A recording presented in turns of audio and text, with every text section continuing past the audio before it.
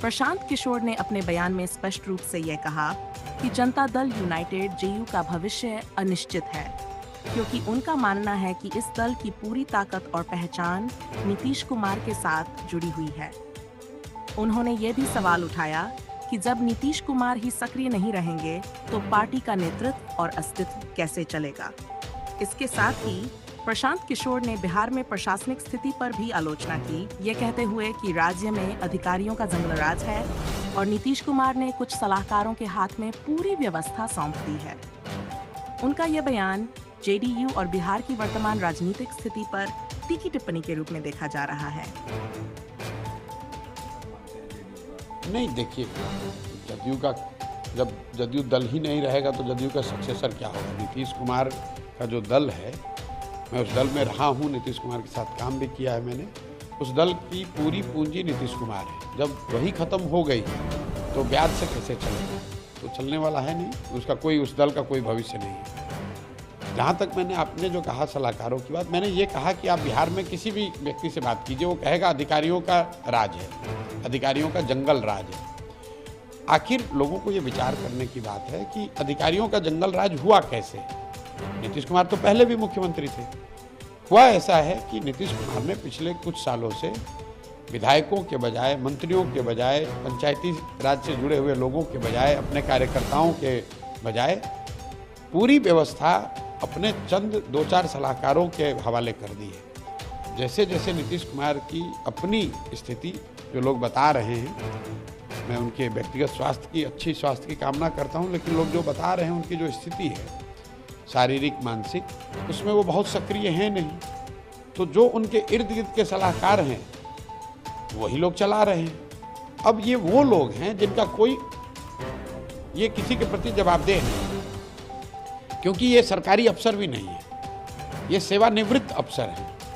तो जब आप सरकारी अफसर होते हैं तो फिर भी आपकी एक जवाबदेही अपनी कुर्सी के प्रति, व्यवस्था के प्रति।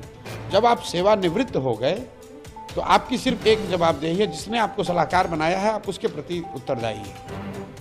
आपने कोई राजनीतिक पद आपका है नहीं, जनता ने आपको मैंडेट दिया नहीं है, सरकारी नौकरी के वजह से जो आपको पावर मिलता है वो है नहीं, आप सरकारी नौकर थे, नेताजी ने आपको सलाहकार बना दिया, तो आप एक तरह से एक्स्ट्रा कॉन्स्टिट्यूशनल अथॉरिटी के तौर पर काम कर रहे हैं। और इसी वजह से इन्हीं 3-4, अब इनका कोई ना जनता से सरोकार है, ना इनको सरकारी व्यवस्था से कोई सरोकार है, ये स्वच्छंद व्यवस्था बना ली इन्होंने।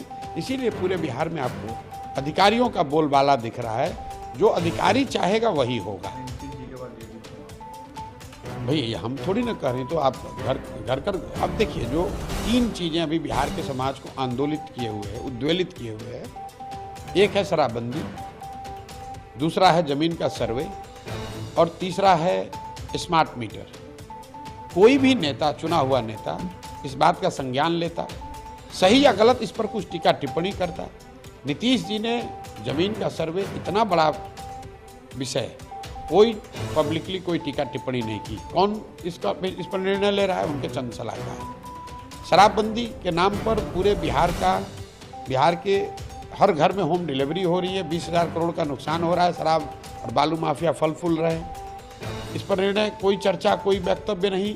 कौन चला रहा है, कौन निर्णय ले रहा है? नीतीश के सलाहकार। स्मार्ट मीटर को लेकर समाज इतना उद्वेलित है, जबरदस्ती आप लोगों को दबाकर, डराकर उनको स्मार्ट मीटर स्वीकार करने के लिए कह रहे हैं। स्मार्ट मीटर लगाना है लगाइए, लेकिन जनता की बात सुन तो लो भाई। स्मार्ट मीटर आप लगा रहे हैं, आप गांव में जाकर देखिए, हो ये रहा है कि अगर आपने स्मार्ट मीटर का रिचार्ज नहीं किया, आपका बिजली कट गए। 10 दिन के बाद अगर आपने पैसा जुटाकर मीटर को रिचार्ज करा लिया, लेकिन जो आपका फिक्स्ड कॉस्ट है वो लगना ही लगना है, तो 10 दिन के बाद जब आपने रिचार्ज कराया 1000 से, तो जो फिक्स्ड कॉस्ट है उसका 400-500 रुपये आपका कट गया, तो एक्चुअल रिचार्ज आपको 400 रुपये ही मिला। लोग नीचे परेशान हैं कि भाई एक तो पैसा नहीं, उसके लिए स्मार्ट बिजली कट गई।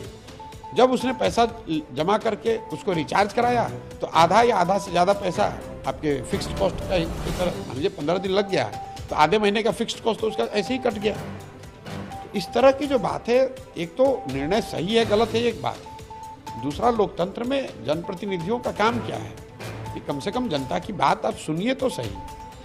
और ये कोई सुनने वाला ही नहीं। आप मुझे बताइए, नीतीश कुमार के पिछले 2 महीनों में कोई पब्लिक में कोई उन्होंने बयान दिया हो? 4 नेता, 4 सलाहकार उनको घेर कर ले जाते हैं, कुछ चंद लोगों से वो बातचीत करते हैं और फिर वहाँ से कोई पब्लिक में बयान नहीं, कोई पत्रकारों से बातचीत नहीं, किसी से कोई सरोकार नहीं। इसीलिए